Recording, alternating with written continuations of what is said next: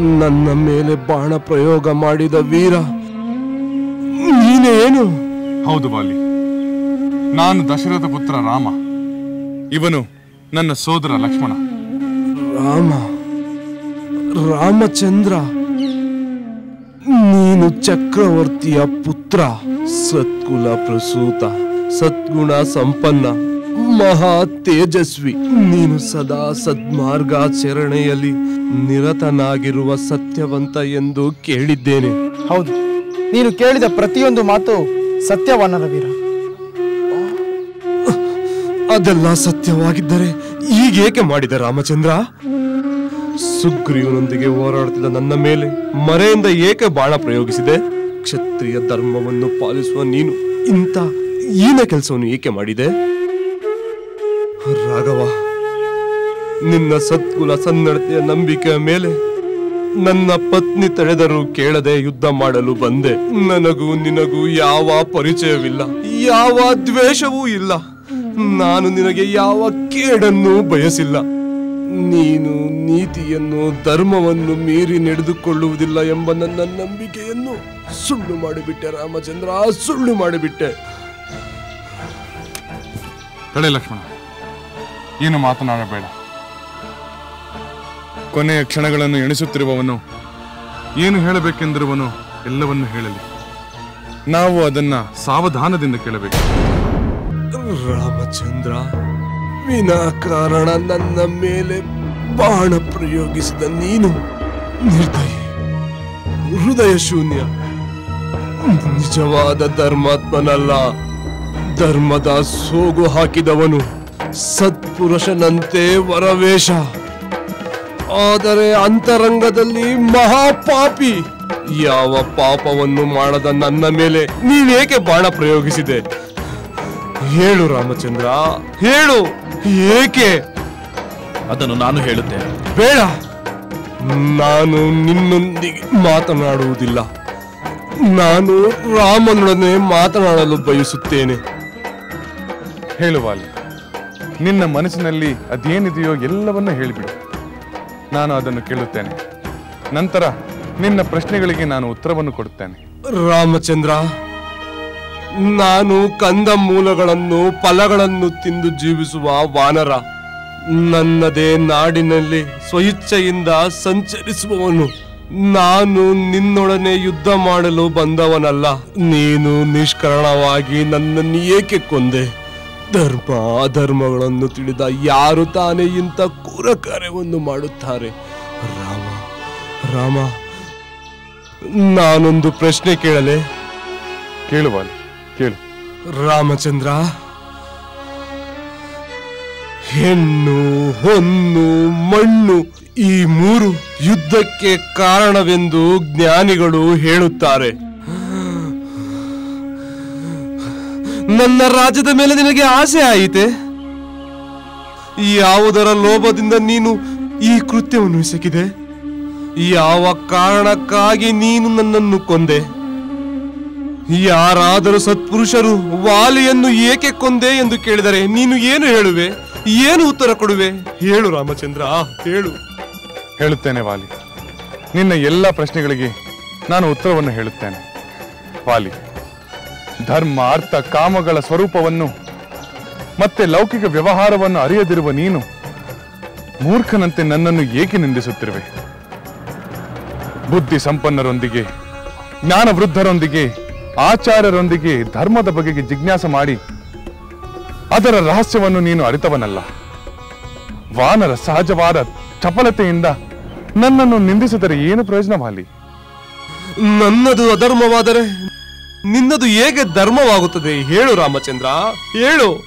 ವಾಲಿ, ಧರ್ಮ ವತ್ಸಲನಾದ ನೃಪಶ್ರೇಷ್ಠನಾದ ಭರತ ಆಳುತ್ತಿರುವಾಗ ಧರ್ಮಕ್ಕೆ ಹಾನಿ ಹೇಗೆ ಉಂಟಾಗುತ್ತದೆ? ನಾವು ಕ್ಷತ್ರಿಯ ಧರ್ಮವನ್ನು ಪಾಲಿಸುತ್ತಾ ಭರತನ ಆಜ್ಞೆಯಂತೆ ಅಧರ್ಮಿಗಳನ್ನು ಶಿಕ್ಷಿಸುವುದು ನಮ್ಮ ಕರ್ತವ್ಯವೆಂದು ನಾನು ತಿಳಿದಿದ್ದೇನೆ.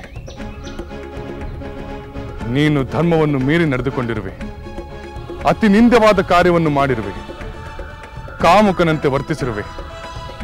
ರಾಜನಾದವರು ನಡೆದುಕೊಳ್ಳಬೇಕಾದ ಧರ್ಮ ಮಾರ್ಗದಲ್ಲಿ ನೀನು ನಡೆದುಕೊಳ್ಳುತ್ತಿರಲಿಲ್ಲ. ಅದನ್ನು ನೀನು ಹೇಗೆ ಹೇಳುವೆ? ಧರ್ಮ ಮಾರ್ಗದಲ್ಲಿ ನಡೆಯುವವರಿಗೆ ಹಿರಿಯ ಸೋದರ ವಿದ್ಯಾದಾನ ಮಾಡಿದ್ದ ಗುರು ತಂದೆಗೆ ಸಮಾನರಾಗುತ್ತಾರೆ. ಕಿರಿಯ ಸೋದರ ಶಿಷ್ಯ ಇಂಥವರೆಲ್ಲ ಮಕ್ಕಳಿಗೆ ಸಮಾನರಾಗುತ್ತಾರೆ. ನಿನ್ನ ಕಿರಿಯ ಸೋದರನಾದ ಸುಗ್ರೀವನನ್ನು ರಾಜಭ್ರಷ್ಟನನ್ನಾಗಿ ಮಾಡಿದ್ದು ಮಾತ್ರವಲ್ಲದೆ ಅವನ ಪತ್ನಿಯೊಡನೆ ನೀನು ಸಂಬಂಧವನ್ನು ಬೆಳೆಸಿದೆ. ಸೊಸೆಯ ಸ್ಥಾನದಲ್ಲಿರುವ ರುಮೆಯೊಡನೆ ಸಂಬಂಧ ಬೆಳೆಸುವುದು ಮಹಾಪಾಪದ ಕಾರ್ಯ. ನಿನ್ನ ಅಧರ್ಮ ಕಾರ್ಯಗಳಿಗೆ ನಾನು ಶಿಕ್ಷೆಯನ್ನು ನೀಡಿದ್ದೇನೆ. ನೀನು ಮಾಡಿದ ಮಹಾಪಾಪ ಕಾರ್ಯಗಳಿಗೆ ಇದೇ ಸೂಕ್ತವಾದ ಶಿಕ್ಷೆ. ನನಗೆ ಶಿಕ್ಷೆ ವಿಧಿಸಲು ನೀನು ಯಾರು? ನಿನಗೆ ಈ ಅಧಿಕಾರ ಕೊಟ್ಟವರು ಯಾರು? ವಾಲಿ, ಈ ಭೂಮಂಡಲಕ್ಕೆ ನನ್ನ ಸೋದರ ಭರತನೇ ಚಕ್ರವರ್ತಿ. ನಾವು ಅವನ ಆಜ್ಞಾಧಾರಕರು. ಧರ್ಮ ಪಾಲನೆ, ಅಧರ್ಮಿಗಳಿಗೆ ಶಿಕ್ಷೆ, ಇದೇ ಭರತನ ಶಾಸನ. ಆ ಶಾಸನವನ್ನು ನಾವು ಕಾರ್ಯರೂಪಕ್ಕೆ ತಂದಿದ್ದೇವಷ್ಟೇ. ರಾಮ, ಇದನ್ನೆಲ್ಲ ನೀನು ಸುಗ್ರೀವನಿಗಾಗಿ ಮಾಡಿದೆಯಾ? ಸುಗ್ರೀವ ನನ್ನ ಮಿತ್ರ. ನಾವಿಬ್ಬರು ಸಮಾನ ದುಃಖಿಗಳು. ನನ್ನ ಶ್ರೇಯಸ್ಸಿಗಾಗಿ ಅವನು ಪ್ರತಿಜ್ಞಾಬದ್ಧನಾಗಿದ್ದಾನೆ. ಅವನ ಶ್ರೇಯಸ್ಸಿಗಾಗಿ ನಾನು ಕಾರ್ಯಶೀಲನಾಗಿದ್ದೇನೆ. ಅಗ್ನಿ ಸಾಕ್ಷಿಯಾಗಿ ನಾನು ಸುಗ್ರೀವನ ಸ್ನೇಹವನ್ನು ಅಂಗೀಕರಿಸಿದ್ದೇನೆ. ಎಲ್ಲರ ಸಮಕ್ಷಮದಲ್ಲಿ ನಾನು ನಿನ್ನನ್ನು ಸಂಹರಿಸುತ್ತೇನೆ ಎಂದು ಪ್ರತಿಜ್ಞೆ ಮಾಡಿದ್ದೇನೆ. ರಾಮಚಂದ್ರ, ನನಗೆ ಈಗ ಎಲ್ಲ ಅಯೋಮಯವಾಗಿದೆ.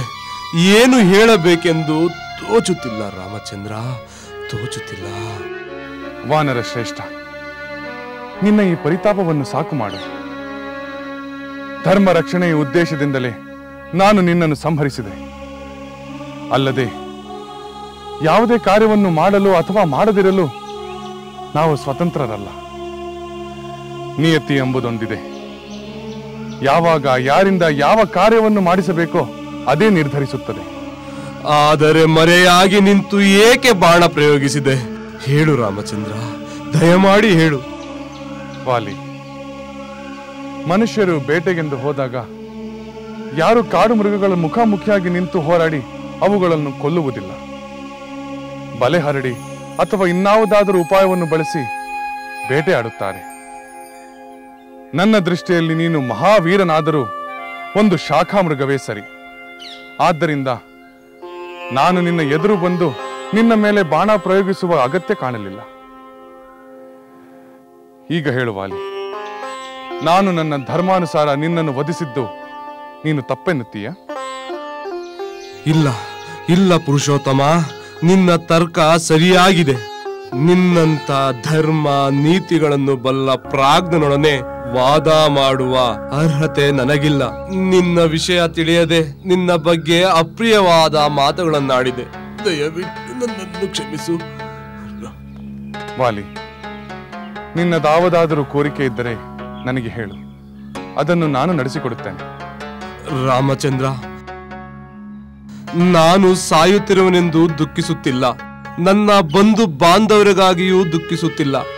ನನ್ನ ಪ್ರಿಯ ಪತ್ನಿ ತಾರೆಗಾಗಿಯೂ ನಾನು ದುಃಖಿಸುತ್ತಿಲ್ಲ.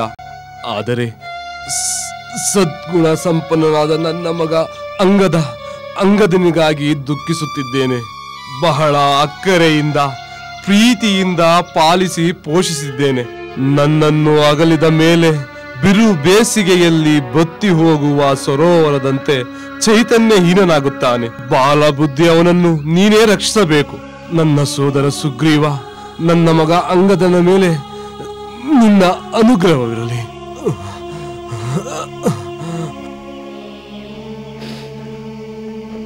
ಚಿಂತಿಸಬೇಡ ವಾಲಿ. ಸುಗ್ರೀವ ನಿನ್ನ ಪುತ್ರನನ್ನು ತನ್ನ ಪುತ್ರನಂತೆ ಅಕ್ಕರೆಯಿಂದ ಪಾಲಿಸುತ್ತಾನೆ.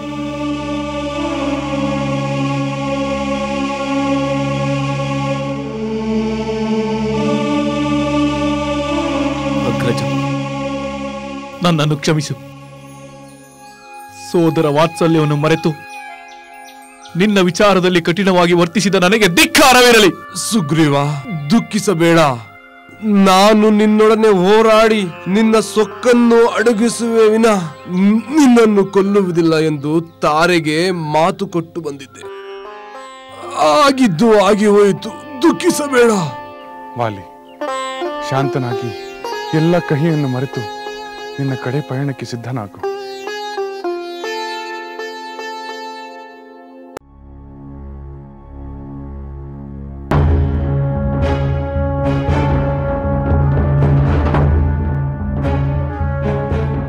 ಮಾತೆ, ಪ್ರಣಾಮಗಳು.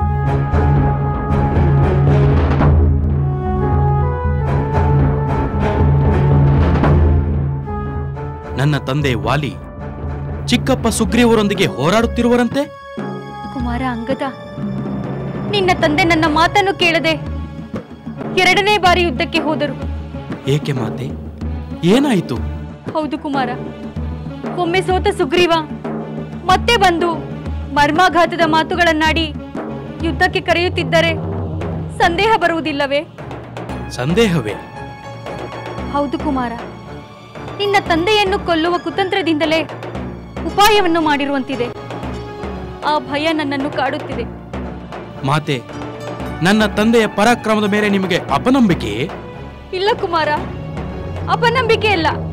ಅವರನ್ನು ಗೆಲ್ಲುವ ಪರಾಕ್ರಮಿಗಳು ಯಾರೂ ಇಲ್ಲ. ಆದರೆ ಕ್ಷತ್ರಿಯ ರಾಜಪುತ್ರರಾದ ರಾಮ ಲಕ್ಷ್ಮಣರನ್ನು ಗೆಲ್ಲುವ ಪರಾಕ್ರಮಿಗಳಿಲ್ಲವೆಂದು ನನಗೆ ಅನಿಸುತ್ತಿದೆ. ಆದರೆ ಈಗ ಕ್ಷತ್ರಿಯ ರಾಜಪುತ್ರರಾದ ರಾಮ ಲಕ್ಷ್ಮಣರು ಈಗ ಸುಗ್ರೀವರ ಮಿತ್ರರಾಗಿರೋರೆಂದು ನೀನೇ ಹೇಳಿದೆಯಲ್ಲವೇ? ಅವರು ಮಿತ್ರರಾದರೆ ನಾವೇಕೆ ಹೆದರಬೇಕು? ನೀವೇಕೆ ಆತಂಕ ಪಡಬೇಕು? ಸುಗ್ರೀವ ಆ ರಾಮನ ಸಹಾಯವನ್ನು ಪಡೆದಿರಬಹುದಲ್ಲವೇ? ಮಾತೆ, ಆ ರಾಮಚಂದ್ರ ಪರಿಚಿತನೂ ಅಲ್ಲ, ಶತ್ರುವೂ ಅಲ್ಲ. ಅವನೇಕೆ ನನ್ನ ತಂದೆಯ ಮೇಲೆ ಯುದ್ಧ ಮಾಡುತ್ತಾನೆ? ಒಂದು ವೇಳೆ ಆ ರಾಮನ ಸಹಾಯ ಪಡೆದಿದ್ದೇ ಆದಲ್ಲಿ ನನ್ನ ತಂದೆ ಸೋಲುತ್ತಾರೆಯೇ? ಆ ರಾಮ ಮಹಾಪರಾಕ್ರಮಶಾಲಿ ಕುಮಾರ. ಅವನು ದಂಡಕಾರಣ್ಯದಲ್ಲಿ ಕರದೂಷಣರ ಸಹಿತ 14,000 ರಾಕ್ಷಸರನ್ನು 1.5 ಮುಹೂರ್ತದಲ್ಲಿ ಧ್ವಂಸ ಮಾಡಿದ ವಿಷಯ ನಿನಗೆ ತಿಳಿದಿಲ್ಲವೇ? ಅಂಥ ರಾಮನ ಮುಂದೆ ನಿನ್ನ ತಂದೆ ಗೆಲ್ಲುವುದು ತುಂಬಾ ಕಷ್ಟ ಮಗು. ಮಾತೆ, ಹೀಗೆ ಆತಂಕದಲ್ಲಿ ಕುಳಿತು ಕ್ಷಣಗಳನ್ನು ಎಣಿಸುವುದರ ಬದಲು ಹೊರಗೆ ಹೋಗಿ ಏನಾಗುತ್ತಿದೆ ಎಂದು ನೋಡಿ ಬರುತ್ತೇನೆ. ಬೇಡ ಕುಮಾರ, ಬೇಡ, ನೀನು ಹೋಗಬೇಡ. ಏಕೆ ಮಾತೆ? ನಾನು ಹೋದರೆ ಏನಾಗುತ್ತದೆ? ಬೇಡ ಕುಮಾರ, ಬೇಡ. ನಾನು ನಿನ್ನನ್ನು ಇಲ್ಲಿಂದ ಕಳಿಸುವುದಿಲ್ಲ. ನಿಮ್ಮ ತಂದೆ ಹಿಂದಿರುಗಿ ಬರುವವರೆಗೂ ಇಲ್ಲಿಂದ ಕದಲಬೇಡ. ಒಂದು ವೇಳೆ ಸುಗ್ರೀವ ನಿನ್ನ ಮೇಲೆ ಕ್ರೋಧಗೊಂಡರೆ ಗತಿ ಏನು? ಮಾತೆ, ನೀನು ಹೆತ್ತಿರುವುದು ಹೇಡಿಪುತ್ರನನ್ನಲ್ಲ, ವೀರಪುತ್ರನನ್ನು. ನಾನು ಮಹಾವೀರ ವಾಲಿಯ ಪುತ್ರ. ನನ್ನಲ್ಲೂ ಪೌರುಷವಿದೆ, ಭುಜಬಲವಿದೆ. ಚಿಕ್ಕಪ್ಪನನ್ನು ಎದುರಿಸಿ ನಿಲ್ಲುವ ಸಾಮರ್ಥ್ಯ ನನ್ನಲ್ಲಿದೆ. ನನ್ನ ತಂದೆಯೊಡನೆ ನಾನು ಯುದ್ಧಕ್ಕಿಳಿದರೆ ಗೆಲುವು ಎಷ್ಟು ಹೊತ್ತು? ರಾಮಚಂದ್ರ, ನಾನು ಕಡೆಯ ಬಾರಿ ನನ್ನ ಪತ್ನಿ ತಾರೆಯನ್ನು, ನನ್ನ ಮಗ ಅಂಗದನನ್ನು ಕಾಣಬೇಕು. ಆಗಲಿ ವಾಲಿ, ನಾನು ಅವರನ್ನು ಕರೆಸುತ್ತೇನೆ. ಹನುಮಂತ, ಮಹಾರಾಣಿ ಮತ್ತು ಅಂಗದ ಕುಮಾರನನ್ನು ಕರೆತನ್ನಿ. ಗೊತ್ತು ಕುಮಾರ, ಗೊತ್ತು. ನಿನ್ನ ತಂದೆಯಂತೆಯೇ ನೀನು ಪರಾಕ್ರಮಶಾಲಿ ಎಂದು ಗೊತ್ತು. ಅದಕ್ಕಾಗಿ ನಾನು ಹೆಮ್ಮೆ ಪಡುತ್ತೇನೆ.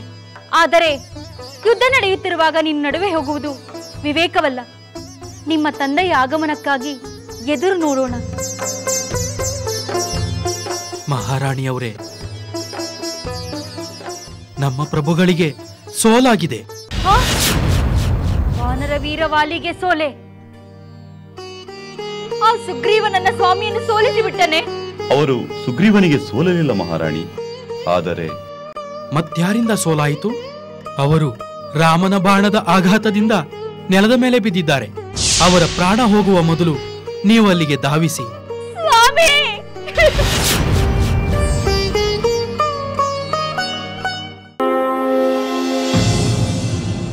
ಸ್ವಾಮಿ, ಇದೇನಾಯ್ತು ನಿಮಗೆ? ನಾನು ಎಷ್ಟು ಬಾರಿ ಹೇಳಿದರೂ ಯುದ್ಧಕ್ಕೆ ಹೋಗಿಬೇಡಿರೆಂದು ನೀವು ಬಂದಿರಲ್ಲ. ಸೋಲೆಂದರೇನೆಂಬುದೇ ಕಾಣದ ನೀವು ಸೋತು ಬೀಳುವಂತಾಯಿತೆ. ತಾರೆ, ಶಾಂತಳಾಗು. ತಾರೆ, ಶಾಂತಳಾಗು.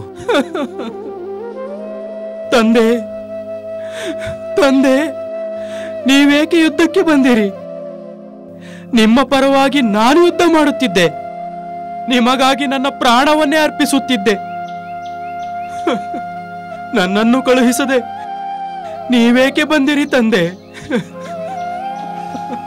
ಸ್ವಾಮಿ, ಮಾತನಾಡಿ ಸ್ವಾಮಿ, ಮಾತನಾಡಿ. ವಾನರ ಶ್ರೇಷ್ಠರು, ಕಿಷ್ಕಿಂಧೆಯ ಪ್ರಭುವಾದ ನೀವು ಕರುಣಾಜನಕವಾಗಿ ನೆಲದಲ್ಲಿ ಈ ಸ್ಥಿತಿಯಲ್ಲಿ ಬಿದ್ದಿರುವುದನ್ನು ಕಂಡು ನನ್ನ ಕರಳು ಕತ್ತರಿಸುತ್ತಿದೆ ಸ್ವಾಮಿ. ಹೇಳಿ, ಎದ್ದೇಳಿ ಸ್ವಾಮಿ. ನಿಮ್ಮನ್ನು ಈ ಅವಸ್ಥೆಯಲ್ಲಿ ನನ್ನಿಂದ ನೋಡಲಾರೆ ಸ್ವಾಮಿ. ತಂದೆ, ಹೇಳಿ ತಂದೆ, ಅರಮನೆಗೆ ಹೋಗೋಣ, ಹೇಳಿ ತಂದೆ. ಕುಮಾರ ಅಂಗದ, ನಾನಿನ್ನೂ ಹೇಳಲಾರೆ. ನನ್ನ ಪಾಲಿಗಿರುವುದು ಕೆಲವೇ ಕೆಲವು ಕ್ಷಣಗಳು. ಹಾಗನ್ನಬೇಡಿ ಸ್ವಾಮಿ. ನೀವು ದೂರವಾದರೆ ನಾವು ಹೇಗೆ ತಾನೇ ಬದುಕುತ್ತೇವೆ? ನೀವಿಲ್ಲದ ಬದುಕು ಶೂನ್ಯ. ನಮ್ಮನ್ನು ದುಃಖ ಸಾಗರದಲ್ಲಿ ಮುಳುಗಿಸಿ ಹೋಗಬೇಡಿ ಸ್ವಾಮಿ. ಸಹಿಸಬೇಕು ತಾರೆ, ಸಹಿಸಬೇಕು. ಎಲ್ಲ ಜೀವಿಗಳಿಗೂ ಸಾವು ಅನಿವಾರ್ಯ. ನಾನು ಸ್ವಲ್ಪ ಬೇಗ ಹೋಗುತ್ತಿದ್ದೇನೆ ಅಷ್ಟೇ. ನನ್ನನ್ನು ನಿಮ್ಮೊಂದಿಗೆ ಕರೆದುಕೊಂಡು ಹೋಗಿ ಸ್ವಾಮಿ. ನೀವಿರದ ದುಃಖವನ್ನು ನಾನು ಭರಿಸಲಾರೆ. ತಂದೆ, ನನ್ನನ್ನು ಅನಾಥನನ್ನಾಗಿ ಮಾಡಿ ಹೋಗಬೇಡಿ ತಂದೆ. ಎಲ್ಲ ಅನಾಥರಿಗೂ ನಾಥನಾಗಿ ಆ ಭಗವಂತನಿರುತ್ತಾನೆ. ನೀನು ಧೈರ್ಯವಾಗಿರು ಕಂದ. ಅಯ್ಯೋ, ಸಾವೆಂಬ ಈ ನಿಷ್ಠುರ ಸತ್ಯವನ್ನು ಹೇಗೆ ಅರಗಿಸಿಕೊಳ್ಳಲಿ?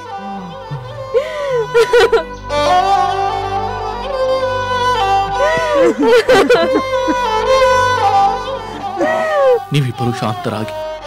ನಿಮ್ಮ ದುಃಖದಿಂದ ಸೋದರನ ದುಃಖವು ಇಮ್ಮಡಿಯಾಗುತ್ತದೆ. ಸಾಕು ಸುಗ್ರೀವ, ಸಾಕು. ನಿನ್ನ ಈ ಸೋದರನ ದುಸ್ಥಿತಿಗೆ ನೀನೇ ಕಾರಣನಲ್ಲವೇ? ಹೌದು, ನಾನು ಒಂದು ಕಾರಣ. ಪಿತೃ ಸಮಾನರಾದ ಸೋದರನನ್ನು ಕೊಂದಾಯ್ತಲ್ಲ. ಇನ್ನು ಕಿಷ್ಕಿಂಧೆಯ ಸಿಂಹಾಸನವನ್ನೇರಿ ಸುಖ ವೈಭವದಿಂದ ಬಾಳು. ಅಯ್ಯೋ, ನನ್ನ ಸ್ವಾಮಿಯನ್ನು ಕೊಂದು ಬಿಟ್ಟಿಯಲ್ಲ ಸುಗ್ರೀವ.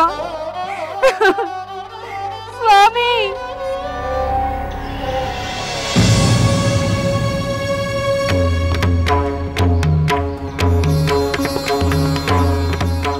ಮಾತೆ, ಮಾತೆ, ಮಾತೆ. ಸುಗ್ರೀವ, ತಾರೆಗೆ ನಾನು ಸಮಾಧಾನ ಹೇಳುತ್ತೇನೆ. ವಾಲಿ ನಿನಗೂ ಅಂಗದನಿಗೂ ಕೆಲವು ಮಾತುಗಳನ್ನು ಹೇಳಲು ಬಯಸಿದ್ದಾನೆ. ನೀವು ಇಲ್ಲಿಯೇ ಇರಿ. ಆಗಲಿ ಹನುಮಂತ, ನಾನು ಸೋದರನ ಬಳಿಯೇ ಇರುತ್ತೇನೆ.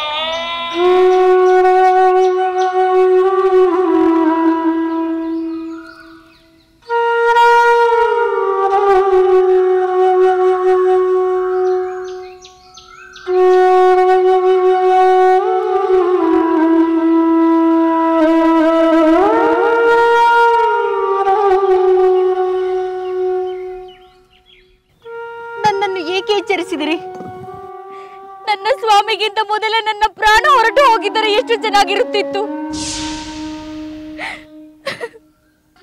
ಮಹಾರಾಣಿ, ವಾನರ ಪ್ರಭು ಹಿಂದಿರುಗಿ ಬರಲಾರದ ದಾರಿಯಲ್ಲಿ ಬಹಳ ದೂರ ಹೋಗಿಬಿಟ್ಟಿದ್ದಾರೆ. ಅಂದ ಮೇಲೆ ನಾನು ಇಲ್ಲಿದ್ದು ಏನು ಮಾಡಲಿ? ನಾನು ನನ್ನ ಸ್ವಾಮಿಯ ದಾರಿಯಲ್ಲಿಯೇ ಹೊರಟು ಹೋಗುತ್ತೇನೆ. ಅವರ ಜೀವ ಇಲ್ಲಿ ನಿಲ್ಲುವುದಿಲ್ಲ ಎನ್ನುವುದಾದರೆ ನನಗೂ ಜೀವ ಸಹಿತ ಉಳಿಯುವ ಆಸೆ ಇಲ್ಲ. ಮಹಾರಾಣಿ, ನನ್ನನ್ನು ಕ್ಷಮಿಸಿ. ಇಂತಹ ಸಮಯದಲ್ಲಿ ನನ್ನ ಮಾತುಗಳು ನಿಮಗೆ ಅಪತ್ಯವಾಗಬಹುದು. ಆದರೆ ನನ್ನ ಧರ್ಮವೆಂದು ಹೇಳುತ್ತೇನೆ. ಜೀವಿಗಳು ತಾವು ಮಾಡಿದ ಕರ್ಮಾನುಸಾರವಾಗಿ ಸುಖ ದುಃಖಗಳನ್ನು, ಸದ್ಗತಿ ದುರ್ಗತಿಗಳನ್ನು ಪಡೆದುಕೊಳ್ಳುತ್ತಾರೆ. ಉಳಿದ ವ್ಯಕ್ತಿ ಕ್ರಿಯೆಗಳೆಲ್ಲ ಒಂದು ನೆಪವಷ್ಟೇ. ಸುಗ್ರೀವನಾಗಲಿ ರಾಮಚಂದ್ರನಾಗಲಿ ವಾಲಿಯ ಸಾವಿನಲ್ಲಿ ವಿಧಿ ಸಂಕಲ್ಪದ ಸಾಧನವೆಂಬುದನ್ನು ನೀವು ಮರೆಯಬಾರದು. ಹನುಮಂತ, ನೀನು ಮಹಾಜ್ಞಾನಿ. ನಿನ್ನ ಮಾತು ಸತ್ಯವೇ ಆದರೂ ನನ್ನ ಪತಿಯಾಗಲಿಕ್ಕೆ ನನಗೆ ಅಸಹನೀಯವಾಗಿದೆ.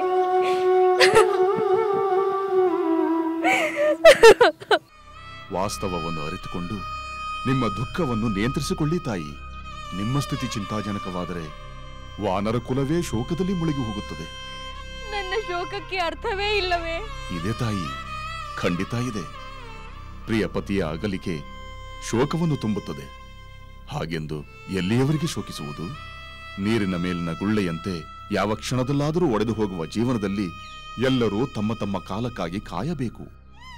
ಪ್ರಿಯರಾದವರು ಸತ್ತರೆಂದು ಸಾಯುತ್ತಾ ಹೋದರೆ ಲೋಕದಲ್ಲಿ ಯಾರು ಉಳಿಯುತ್ತಿದ್ದರು ತಾಯಿ? ತತ್ವ ಉಪದೇಶಗಳಿಗೆ ದುಃಖವನ್ನು ಅಡಗಿಸುವ ಶಕ್ತಿ ಇಲ್ಲ ಹನುಮಂತ. ಅದರಂತೆ ಶೋಕಕ್ಕೆ ಸತ್ತವರನ್ನು ಬದುಕಿಸುವ ಶಕ್ತಿಯೂ ಇಲ್ಲ. ವ್ಯಕ್ತಿಗಳು ಸಾಯುತ್ತಲೇ ಇರುತ್ತಾರೆ, ಬದುಕು ಸಾಯದೆ ನಡೆಯುತ್ತಲೇ ಇರುತ್ತದೆ. ಆ ಬದುಕಿಗೆ ನಮ್ಮ ಕರ್ತವ್ಯಗಳಿರುತ್ತವೆ. ನಿಮ್ಮ ಪುತ್ರ ಅಂಗದನ ಭವಿಷ್ಯದ ಬಗ್ಗೆ ಯಾರು ಯೋಚಿಸುತ್ತಾರೆ? ಪತ್ನಿಯಾಗಿ ಕರ್ತವ್ಯ ಪಾಲನೆ ಮಾಡಿದ ನೀವು ಮಾತೆಯಾಗಿಯೂ ಕರ್ತವ್ಯ ಪಾಲನೆ ಮಾಡಬೇಕಲ್ಲವೇ?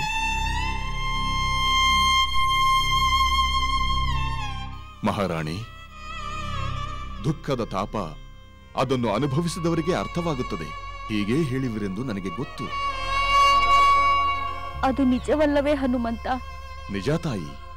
ಆದರೆ ವಾಲಿಯಂತ ಮಹಾವೀರ ಮಹಾಜ್ಞಾನಿಯ ಮಡದಿಯಾದ ನೀವು ಪಾಮರನಂತೆ ಪರಿತಪಿಸುವುದು ತರವಲ್ಲವೆಂದು ನನ್ನ ಅಭಿಪ್ರಾಯ. ಚೆಲ್ಲಿ ಹೋದ ಎಣ್ಣೆಗಾಗಿ ದುಃಖಿಸದೆ ಉಳಿದ ಎಣ್ಣೆಯನ್ನು ಸುರಕ್ಷಿತಗೊಳಿಸುವುದು ವಿವೇಕವೆಂದು ನನ್ನ ಭಾವನೆ. ಅಂಗದನ ಶ್ರೇಯಸ್ಸಿಗಾಗಿ ನೀವು ನಿಮ್ಮ ದುಃಖವನ್ನು ನಿಯಂತ್ರಿಸಿಕೊಳ್ಳಬೇಕು.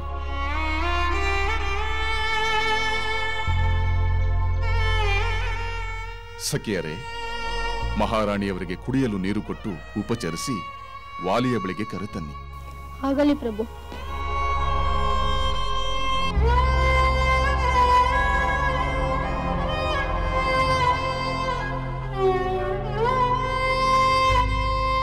ಸಮಾಧಾನ ಮಾಡಿಕೊಳ್ಳಿರಿ, ತೆಗೆದುಕೊಳ್ಳಿ, ಸ್ವಲ್ಪ ನೀರನ್ನಾದರೂ ಕುಡಿಯಿರಿ.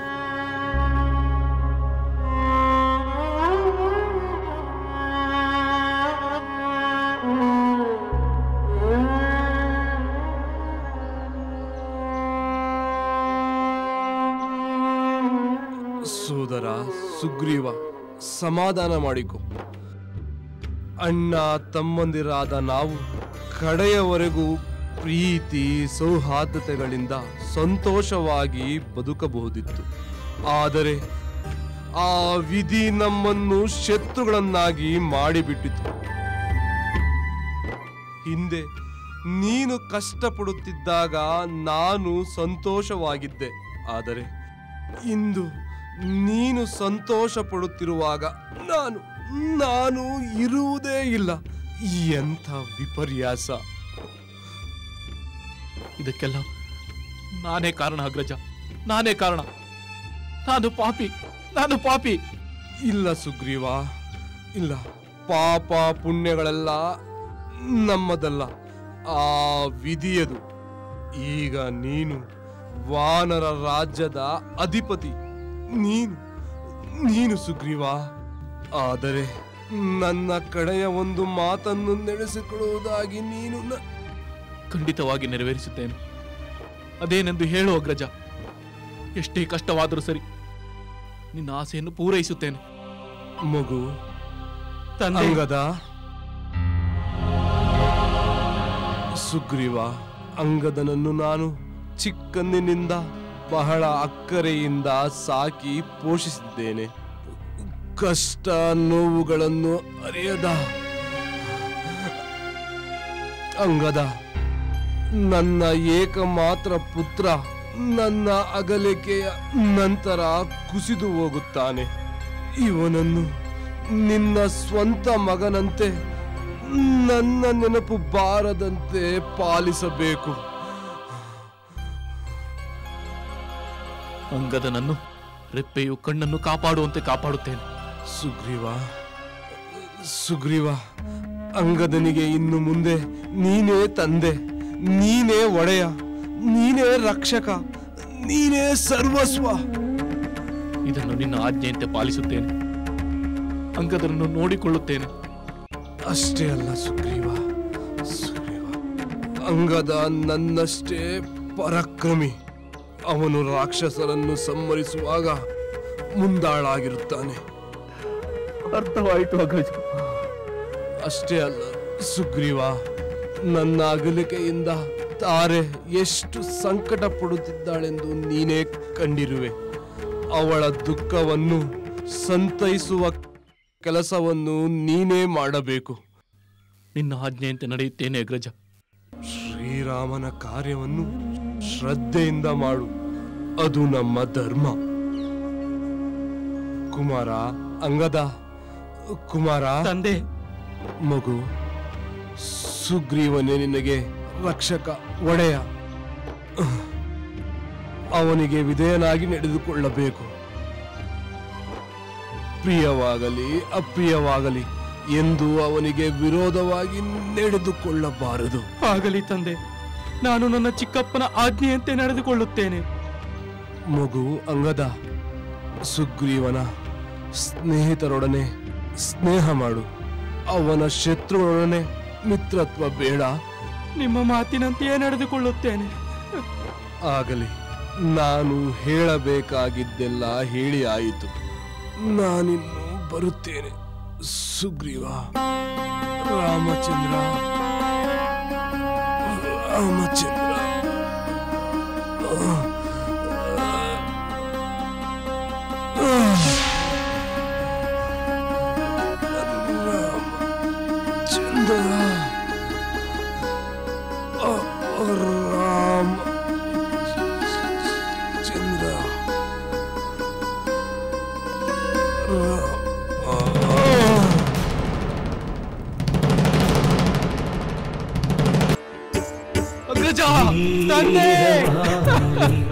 ಧೀರಮಾಲಿ ಧರೆಗೆ ಉರುಳಿಹನು ರಾಮ ಶರದ ಮಹಾಘಾತಕ್ಕೆ ಧರೆಗೆ ಉರುಳಿಹನು ವೀರವಾಲಿ ಧೀರವಾಲಿ ಧರೆಗೆ ಉರುಳಿಹನು ರಾಮ ಶರದ ಮಹಾಘಾತಕ್ಕೆ ಧರೆಗೆ ಉರುಳಿಹನು ವೀರವಾಲಿ ಧೀರವಾಲಿ ಧರೆಗೆ ಉರುಳಿಹನು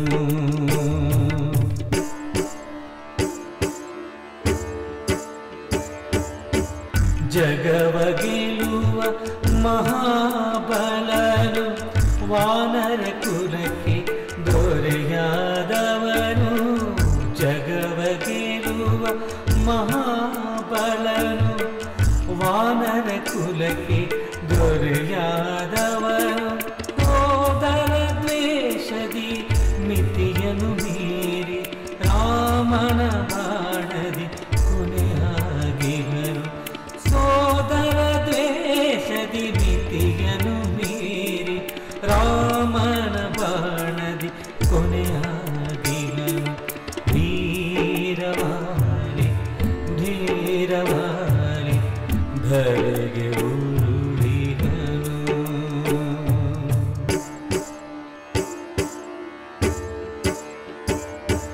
ಸತಿ ತಾರೆ ದುಃಖಕ್ಕೆ ಕೊನೆಯಿಲ್ಲ ತನಯ ಅಂಗದಗೆ ನಾಥನು ಇಲ್ಲ ಸತಿ ತಾರೆ ದುಃಖಕ್ಕೆ ಕೊನೆಯೇ ಇಲ್ಲ ತನಯ ಅಂಗದಗೆ ನಾಥನು ಇಲ್ಲ ಬಲವೇನಿದ್ದರು ಎಣೆಯೇ ಇಲ್ಲ ದೈವಕ್ಕೆ ಧರ್ಮಕ್ಕೆ ಎದುರಿಲ್ಲ ಬಲವೇನಿದ್ದರು ಎಣೆಯೇ ಇಲ್ಲ ದೈವಕ್ಕೆ ಧರ್ಮಕ್ಕೆ ಎದುರಿಲ್ಲ ವೀರವಾಲಿ ಧೀರವಾಲಿ ಧರೆಗೆ ಉರುಳಿಹನು ರಾಮ ಶರದ ಮಹಾಘಾತಕ್ಕೆ ಧರೆಗೆ ಉರುಳಿಹನು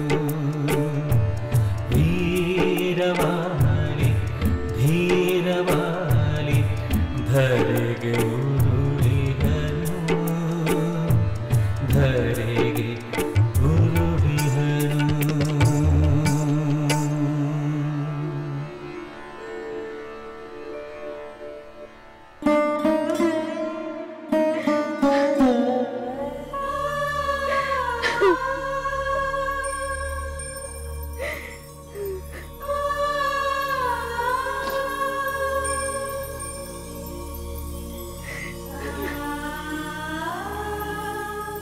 ಎಷ್ಟೇ ದುಃಖಿಸಿದರೂ ಹೋದ ಜೀವ ಹಿಂತಿರುಗಿ ಬರುವುದಿಲ್ಲ. ಸಮಾಧಾನ ತಾಳು ಮಹಾತಾಯಿ. ಆಂಜನೇಯ, ಪತಿಯ ಪ್ರೇಮವನ್ನು ಶಾಶ್ವತವಾಗಿ ಕಳೆದುಕೊಂಡ ನಾನು ಹೇಗೆ ತಾನೇ ಸಮಾಧಾನ ತಾಳಲಿ? ಅನ್ಯ ಮಾರ್ಗವಿಲ್ಲ ಮಹಾರಾಣಿ. ವಾಲಿಯ ಅಗಲಿಕೆಯಿಂದ ನೀವು ಮಾತ್ರವಲ್ಲ, ಸಕಲ ವಾನರ ಸಮೂಹವೇ ದುಃಖಿಸುತ್ತಿದೆ. ಅವನ ಸದ್ಗುಣಗಳನ್ನು ನೆನೆದು ಅವನಿಗೆ ಗೌರವ ಸಲ್ಲಿಸಿ ಮುಂದಿನ ಕರ್ತವ್ಯಗಳತ್ತ ಗಮನವಿಡುವುದೇ ನಮ್ಮೆಲ್ಲರ ಕರ್ತವ್ಯ. ಹನುಮಂತ, ನಿನ್ನ ಮಾತು ಸತ್ಯವೆಂದು ಅರಿವಾದರೂ ಈ ಹಾಳು ಜೀವ ವಾಲಿ ಇಲ್ಲದೆ ಬದುಕಲು ಇಷ್ಟಪಡುತ್ತಿಲ್ಲ. ಮಹಾರಾಣಿ, ವಿಪರೀತ ನಿರ್ಧಾರ ಮಾಡಿ ಅನುಚಿತ ಕಾರ್ಯ ಮಾಡಬಾರದು. ನಾನು ಮೊದಲೇ ಹೇಳಿದಂತೆ ಅವನಿಗಾಗಿ, ಉಳಿದ ವಾನರರ ಹಿತಕ್ಕಾಗಿ ನೀವು ನಿಮ್ಮ ದುಃಖವನ್ನು ನುಂಗಲೇಬೇಕು. ದುಃಖ ಪಶ್ಚಾತ್ತಾಪಗಳಿಂದ ನೊಂದಿರುವ ಈ ಸುಗ್ರೀವ ಮತ್ತು ಅಂಗದನನ್ನು ನೀವೇ ಸಂತೈಸಬೇಕು. ಹನುಮಂತ, ಈಗ ನಾನು ಯಾರಿಗೂ ಏನನ್ನು ಹೇಳುವ ಪರಿಸ್ಥಿತಿಯಲ್ಲಿಲ್ಲ. ನಾನು ನನ್ನ ದುಃಖದಲ್ಲಿ ಕುಸಿದು ಹೋಗಿದ್ದೇನೆ. ನೀವು ಅಸಹಾಯಕಳೆಂದು ಭಾವಿಸಬಾರದು ಮಹಾರಾಣಿ. ನಿಮ್ಮ ಮಗ ಅಂಗದನೇ ಕಪಿ ಸಾಮ್ರಾಜ್ಯವನ್ನು ನಿಮ್ಮ ಮಾರ್ಗದರ್ಶನದಲ್ಲೇ ಆಳಲಿ. ಅಂಗದ ಪುತ್ರನಾಗಿ ವಾಲಿಗೆ ಸೂಕ್ತವಾದ ಅಂತ್ಯ ಸಂಸ್ಕಾರವನ್ನು ನಡೆಸಿ ನಂತರ ಪಟ್ಟಾಭಿಷಕ್ತನಾಗಲಿ. ಮಗನ ಅಭ್ಯೋದಯದಿಂದ ನಿಮ್ಮ ದುಃಖ ಶಮನವಾಗುತ್ತದೆ. ಆಂಜನೇಯ, ಜ್ಞಾನಿಯಾದ ನೀನು ಹೀಗೆ ಹೇಳಬಹುದೇ? ಪತಿಯ ಸಾವನ್ನು ತುಂಬುವುದು ಯಾರಿಂದ ಸಾಧ್ಯ? ವಾಲಿಯಂತಹ ಪತಿಯನ್ನು ಕಳೆದುಕೊಂಡವಳಿಗೆ ಬೇರೆ ಯಾವುದೂ ಶಾಂತಿಯು ಕೊಡಲಾರದು. ಅದು ನಿಜ ಮಹಾರಾಣಿ. ಆದರೆ ಕಿಷ್ಕಿಂಧೆಯ ಒಡತಿಯಾಗಿ, ಅಂಗದನ ಹಿತಚಿಂತಕಳಾಗಿ ಆ ದುಃಖವನ್ನು ಸ್ವಲ್ಪ ಮಟ್ಟಿಗಾದರೂ ಮರೆಯಬೇಕು. ಆಂಜನೇಯ, ನನಗೆ ರಾಜ್ಯದ ಒಡೆತನದ ಬಯಕೆ ಇಲ್ಲ. ಅಂಗದನು ಆ ಹೊರೆಯನ್ನು ಹೊರಲಾರ. ಸುಗ್ರೀವನಿಗೆ ಆ ಸಾಮರ್ಥ್ಯವಿದೆ. ಎಲ್ಲ ಮುಂದಿನ ಕಾರ್ಯಗಳನ್ನು ಅವನೇ ಮಾಡಲಿ.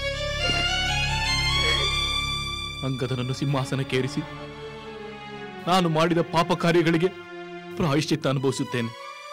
ಬೇಡ ಬೇಡ ಸುಗ್ರೀವ, ವಿಧಿ ಸಂಕಲ್ಪ. ನನ್ನ ಸ್ವಾಮಿ ಹೇಳಿದಂತೆ ಸಹೋದರರು ಶತ್ರುಗಳಾಗುವಂತಾಯಿತು. ಇನ್ನು ಅಂಗದನಿಗೆ ನೀನೇ ಬಂಧು, ನೀನೇ ಆಶ್ರಯ. ಅಂದರೆ ನಿಮ್ಮ ನಿರ್ಧಾರವೇನು ಮಹಾರಾಣಿ? ನನ್ನ ದುಃಖದಲ್ಲಿ ನಾನು ಮುಳುಗಿ ಹೋಗುತ್ತೇನೆ. ನನ್ನ ಪತಿಯ ನೆನಪಿನಲ್ಲೇ ನಾನು ಮುಗಿದು ಹೋಗುತ್ತೇನೆ. ದಯವಿಟ್ಟು ನನ್ನ ಪಾಡಿಗೆ ನನ್ನನ್ನು ಬಿಟ್ಟು ಬಿಡಿ.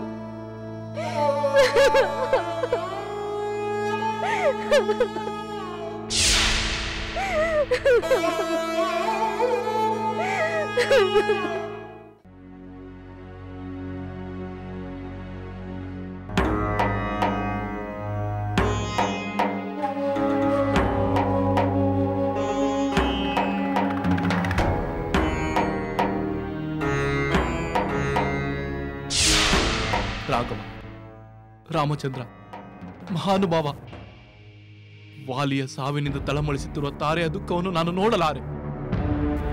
ಎಷ್ಟು ಹೇಳಿದರೂ ಅವಳು ಶಾಂತಳಾಗುತ್ತಿಲ್ಲ. ಅವಳು ಪ್ರತಿ ವಿಯೋಗದಿಂದ ಸಾವನ್ನೇ ಎದುರು ನೋಡುತ್ತಿರುವಂತಿದೆ. ತಾಯಿ ಇಲ್ಲದ ಮೇಲೆ ಅಂಗದನು ಬದುಕಿರುತ್ತಾನೆಯೇ? ಅವರಿಬ್ಬರು ಇಲ್ಲದ ಮೇಲೆ ನಾನಿದ್ದು ಏನು ಪ್ರಯೋಜನ? ಸುಗ್ರೀವ, ಇದೇನಿದು? ವೀರನಾದ ನೀನು ಹೀಗೆ ಪಾಮರನಂತೆ ಪ್ರಲಾಪಿಸುವುದೇ? ರಾಮಚಂದ್ರ, ನನ್ನ ಕ್ರೋಧದ ಪರಿಣಾಮ ಇಷ್ಟು ದಾರುಣವಾಗಿರುತ್ತದೆ ಎಂದು ನಾನು ಭಾವಿಸಿರಲಿಲ್ಲ.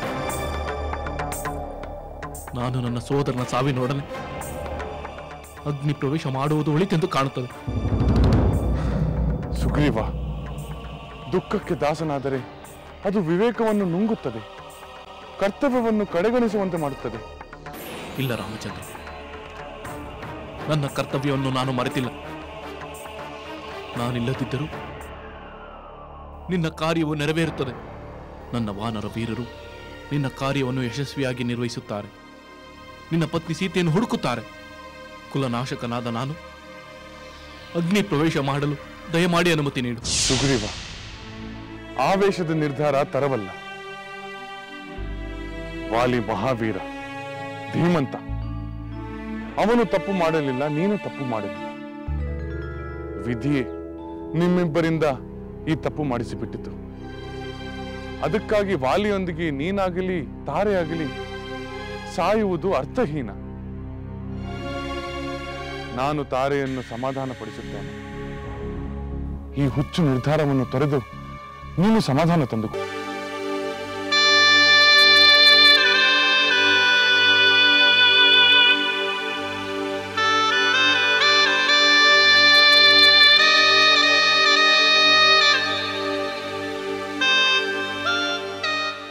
ರಾಮಚಂದ್ರ ಪ್ರಭು, ಮಹಾರಾಣಿ ತಾರೆಯವರನ್ನು ಹೇಗೆ ಸಮಾಧಾನಪಡಿಸುವುದೆಂದೇ ತೋಚುತ್ತಿಲ್ಲ. ಪತಿವಿಯೋಗವನ್ನು ಸಹಿಸಲಾರದೆ ಸಾವೇ ಅಂತಿಮವೆಂದು ನಿರ್ಧರಿಸಿಬಿಟ್ಟಿದ್ದಾರೆ. ಈಗ ನೀವೇ ಇವರನ್ನು ಸಮಾಧಾನಪಡಿಸಬೇಕು. ಅದಕ್ಕಾಗಿಯೇ ನಾನು ಬಂದಿದ್ದೆ ಹನುಮಂತ. ಮಹಾರಾಣಿ, ಏಳಿ, ಎದ್ದೇಳಿ. ನಿಮ್ಮನ್ನು ಕಾಣಲು ಪುರುಷೋತ್ತಮನಾದ ರಾಮಚಂದ್ರ ಪ್ರಭು ಬಂದಿದ್ದಾರೆ. ಮಾತನಾಡಿ. ಏಳಿ ಮಹಾರಾಣಿ.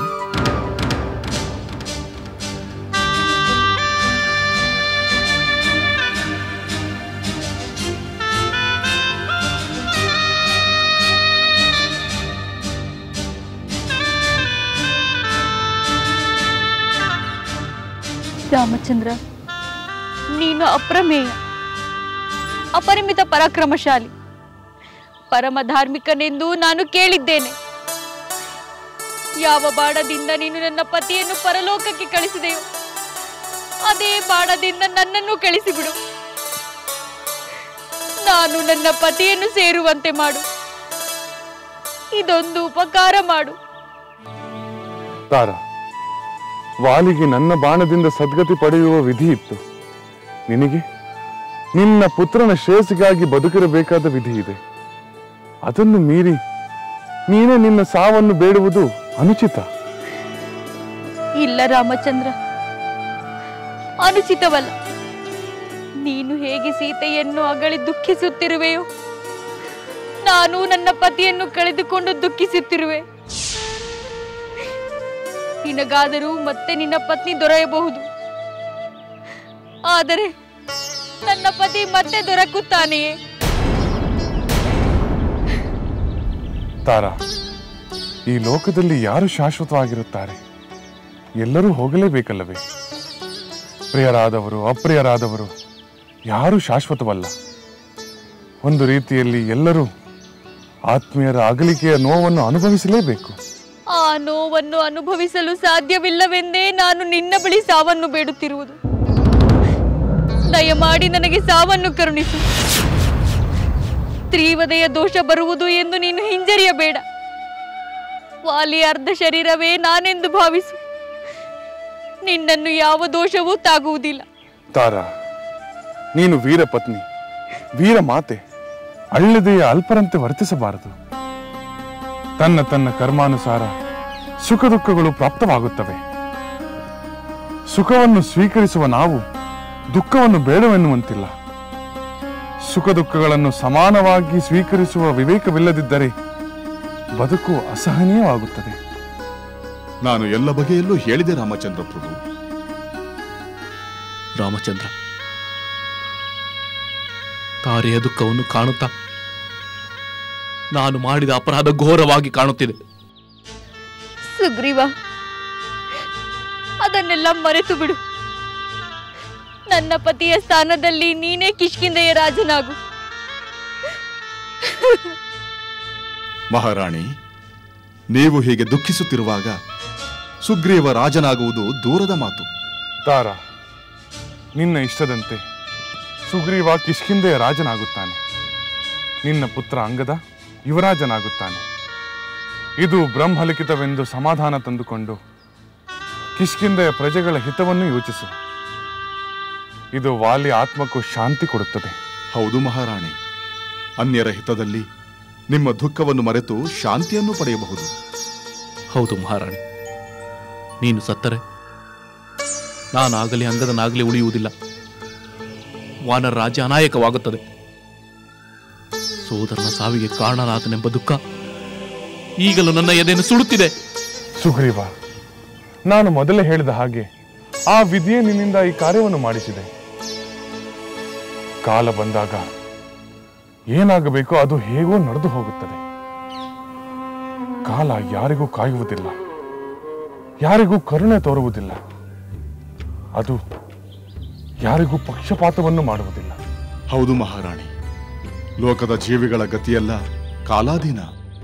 ತಾರ,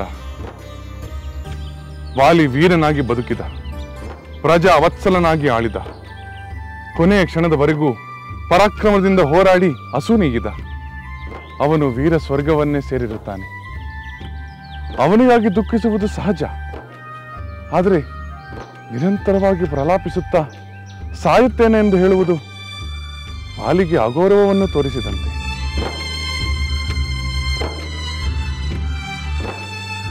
ಸುಗ್ರೀವ, ಶೀಘ್ರವಾಗಿ ವಾಲಿಯ ಪ್ರೇತ ಕಾರ್ಯಗಳಿಗೆ ನೀನು ಸಿದ್ಧತೆಗಳನ್ನು ಮಾಡು. ತಂದೆಯ ಸಾವಿನಿಂದ ದುಃಖ ತಪ್ತನಾಗಿರುವ ಅಂಗದನನ್ನು ಪ್ರೀತಿಯ ಮಾತುಗಳಿಂದ ಸಂತೈಸು. ಹಾಗೆ ಆಗಲಿ ರಾಮಚಂದ್ರ. ತಾರ, ಈ ವಿಷಯದಲ್ಲಿ ಸುಗ್ರೀವ ನಿನ್ನ ಇಚ್ಛೆಯಂತೆ ನಡೆದುಕೊಳ್ಳುತ್ತಾನೆ. ಮಹಾರಾಣಿ, ಎಲ್ಲವೂ ನಿಮ್ಮ ಸಲಹೆಯಂತೆಯೇ ನಡೆಸಲು ನಾವೆಲ್ಲರೂ ಕಟಿಬದ್ಧರಾಗಿದ್ದೇವೆ.